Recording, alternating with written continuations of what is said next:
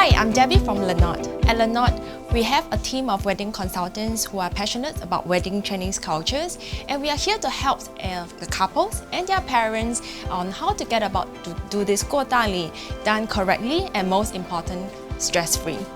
Wedding is actually a time for tradition. Wedding itself is already a tradition.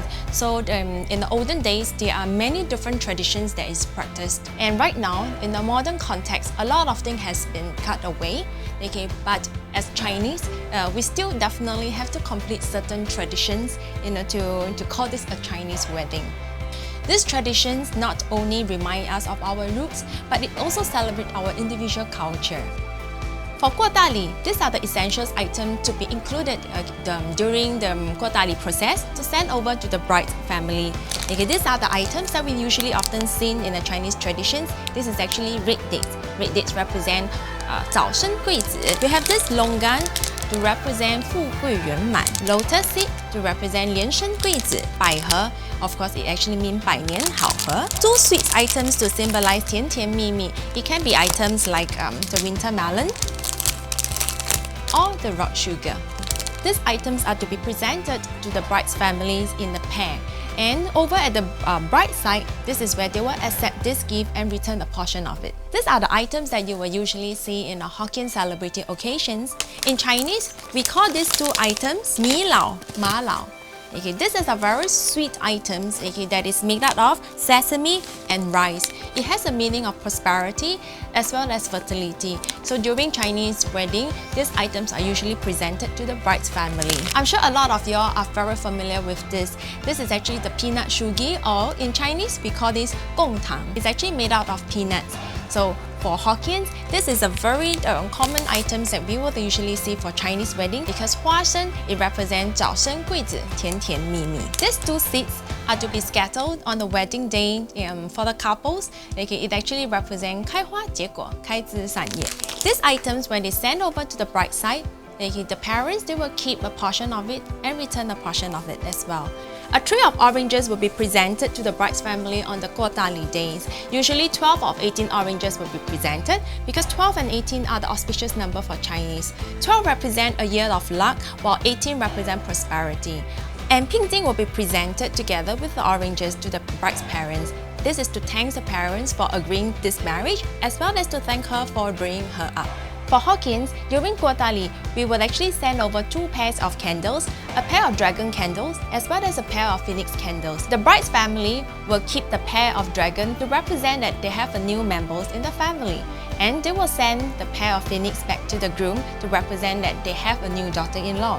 Cans of pig trottles and 2 bottles of alcohol are also essential items for Hokkien 过大礼. All these items are then being put in the 3-tailed traditional baskets and accompanied by the matchmaker to be brought over to the bride's family. These traditional 3-tailed baskets are originated from Hokkiens. These baskets are still widely used for all the celebrities' occasions today. In the olden days, 过大礼 is one of the most important ceremonies for Chinese wedding. Therefore, during this 过大礼 day, a lot of preparations are done. A matchmaker will be present during the ceremony to say her blessing to the new couples. Today, the 过大礼 process are very much simplified. It's not as exaggerated as before.